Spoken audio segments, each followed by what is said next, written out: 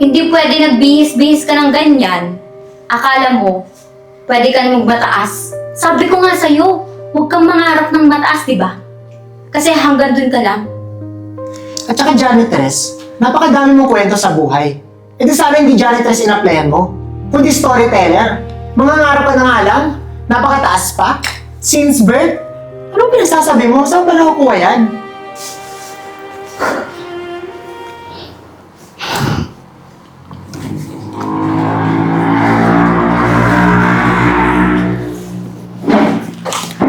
Ano ba tanda?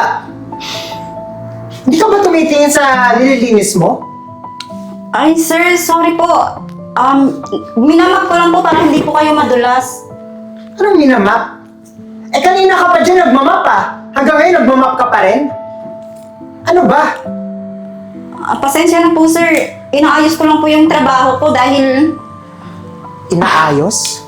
Paano inaayos? Hoy, hindi ka binabayaran dito para magbagal ah. Sino ba nag-hire sa'yo, ha? Nagtataka ako bakit nag-hire sila ng senior citizen dito? Sir, ginagawa ko naman po ng maayos yung trabaho ko. Maayos? Maayos ba yung bumangga? Ha? Alam mo, papunta ako dito, dapat umaalis ka na. Ano ba problema mo? Marunong ka ba maglinis? Ang gamit mo nga hindi pang janitress eh. Pagkatulong eh. Sir, pasensya na po. Aalis na po ako. Umalis ka. Alis. Pasensya na po. Panira ng araw eh.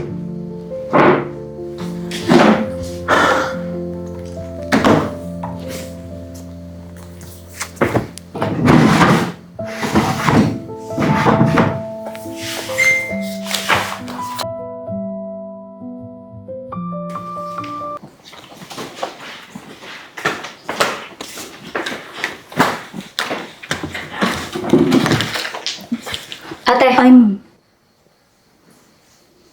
bakit hindi mo inaayos yung pagtatrabaho mo? Ayan na nga lang yung ginagawa mo eh, no?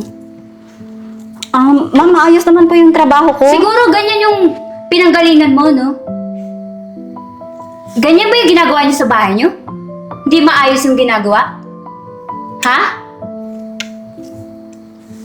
Siguro ang baba ng pinag-aralan mo, no? O baka wala kang pinag-aralan. Kaya siguro hanggang dyan ka lang. Tsaka, alam mo, huwag ka nang mangangarap ha, ng mataas. Kasi, alam ko naman eh, na hanggang dyan ka lang.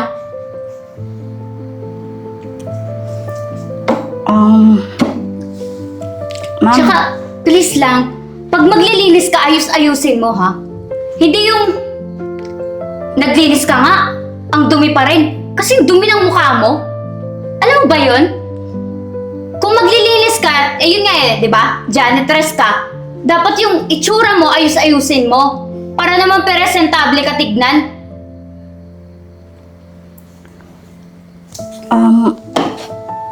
sige po, ma'am. Aalis na po ako. Tsaka, oo, mas mabuti yan gawin mo. Para hindi na ako mabwisit. Nakakasira ng araw eh. Malis ka na.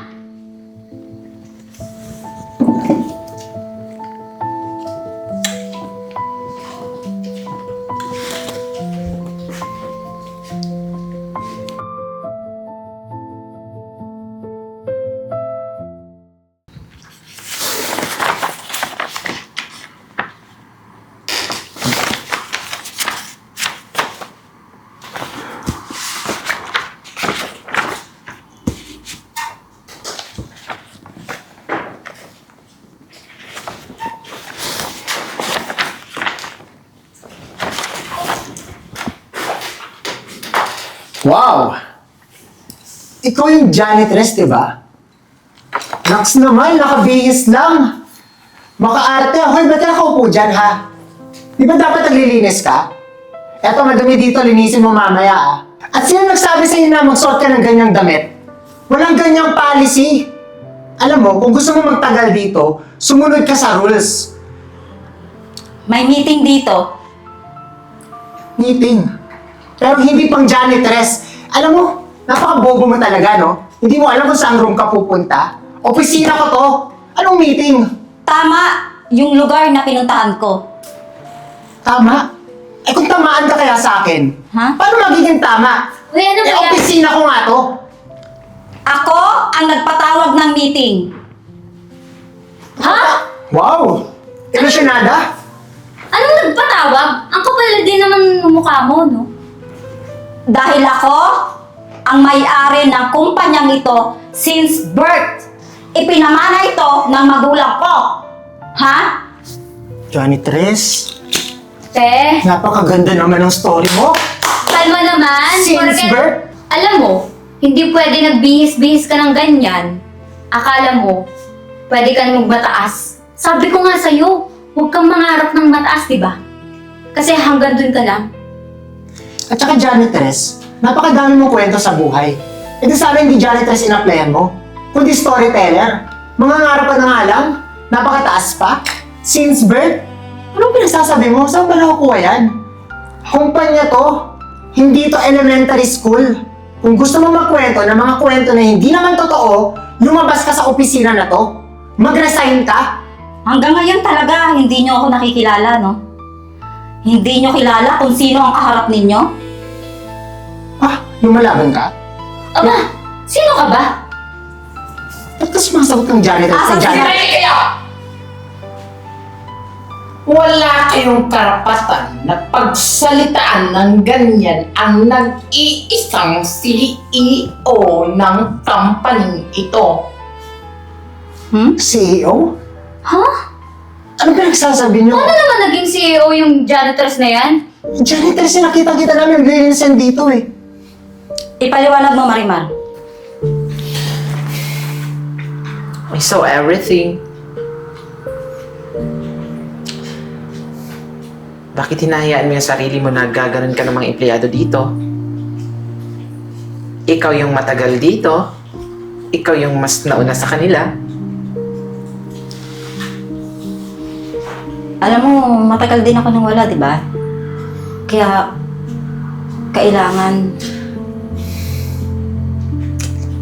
Kailangan mo gawin. Alam ko yun. Pero hindi naman ata tama na sumusobra na sila sa pagtrato sa'yo ng kabastusan. They should respect you. yun nga yung paraan. Para unti-unti. Lahat ng bagay may dahilan. Alam ko kung ano yung dahilan niyo po. Sige, siguro sa ngayon, hahayaan muna natin sila. Pero balang araw,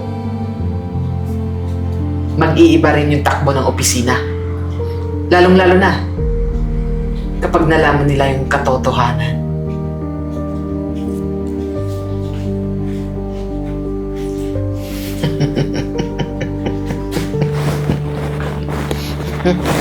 Sige, ganun na lang muna ngayon. Yung hahayaan ko na alipustahin nila. Ganun na nga yung nangyari ngayon. Hahayaan ko. Hindi muna natin ipapaalam sa kanila. Inulit mo lang yung sinabi ko. Kaya nga, hahayaan lang muna natin. Pangatlong beses na yan.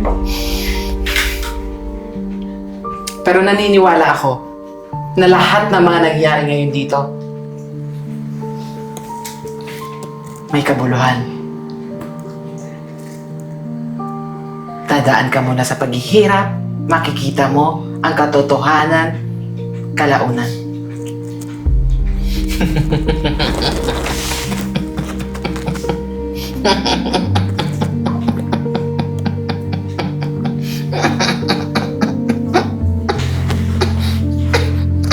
Hindi siya totoong janitress dito. Kaya siya nagpanggap dito para malaman kung ano ang nangyayari dito sa kanyang company. Dahil paunti-unti na itong nalulugi. At gusto rin naming malaman kung sino-sino yung mga tao naging dahilan kung bakit pabagsak yung company ni Madam. Tama. At kayong dalawa yun. Hindi kayo marunong makibagay? Porke nakita ninyong janitress? Aapihin nyo na? Dapat hindi ganon. Hindi ganon. Mayaman man at mahirap. Pantay-pantay lang dapat ang trato sa kapwa natin. And yes, nakita namin na kayo ang dahilan kung bakit nagkalugi-lugi itong company ni Madam. The nerve. Ano yung nasisikmura? Yung mga ganyang ugali nyo, ha? Yung mga pinapakita ninyo sa kapwa-empleyado ninyo, kaya pala nire-reklamo kayong dalawa. Pasensya na po, hindi naman po namin alam na si ma'am po pala yung owner po ng kumpanyang ito eh. The pasensya is not valid. Ano masasabi mo, Ann, ha? Wala na Magsalita po ka, Ann. Magsalita ka, Ann. Kanina ang dami mong sinasabi sa akin. Naiyak. Ngayon mo sabihin yung mga pinagsasabi mo kanina. Ha? Simula sa mga oras na to, wala na kayong trabaho. At sisiguraduhin namin na kahit saang company pa kayo mag-apply, titiyakin ko na hindi na kayo makakapasok sa kahit kaninang kumpanya pa kayo mag-apply. Lalong-lalo na kayong dalawa. Di na pare. Madam, pwede naman natin silang pagbigyan eh. Pwede natin silang bigyan ng ibang trabaho dito. Di ba maganda Opo, idea okay yun? lang po. Huwag niyo lang po kami tanggalin sa trabaho. Ay, tama. Ayun mo. Actually, Pwede naman. sa HR department, naghahanap kami Na ano ng empleyado bilang taran janitor at janitress. Ay, naku, huwag naman po ganun posisyon eh. Sobrang baba naman po. Teka. Hindi po namin kaya yun. Teka lang. Sa ugali ninyong dalawa, bagay na bagay kayo doon. Baka naman po pwede kahit assistant na lang po ng boss po. Ganun na lang po. Huwag naman po janitress. Hindi kayo pwede Janitor. maging assistant dito. Ngayon, wala na tayong dapat pag-usapan pa. As an HR dito sa manager sa company ito. Leave. Makakaalis na kayo. Go! Alis na! At Marimar, ikaw na ang bagong uupo dito. Madam, bakit mo naman ako paupon dito? Eh, alam mo namang may sarili ako opisina. Ikaw talaga, kung ano-ano naman talaga yung masasabi mo, at least lang may ma-adlib ka. Pero madam, tama lang po yung ginawa ninyo. Alam mo, nung una ayaw ko sana pumayag na magpanggap kayo eh. Kaya lang, na-realize ko na pag hindi mo ginawa yun, hindi natin malalaman kung ano na nangyayari dito sa company natin, di ba? Kaya nga salamat sa ginawa mo at nakilala ko sila. Alam mo, madam, the truth will set me free. Well, be free. Lalampas din ang katotohanan. Sige Marimar, salamat sa tulong mo ha. Salamat kasi nakilala ko yung mga empleyado ko dahil sa'yo. Alam mo, madam, ngayon nawala na sila. Titiyakin natin na babangon ulit tong negosyo mo. Itong company mo, na binagsak ng dalawang yun, sisiguraduhin ko, titiyakin ko na maayos yung mga empleyado natin na ipapasok dito. Nang sa ganon, magiging makabuluhan lahat at may aral na tutunan dito sa company ito. Sige Marimar, salamat ha at pagbutihin mo. Kung lang. Sige at aalis na ako ha, ikaw na bahala dito. Sige, madam. Ingat ka.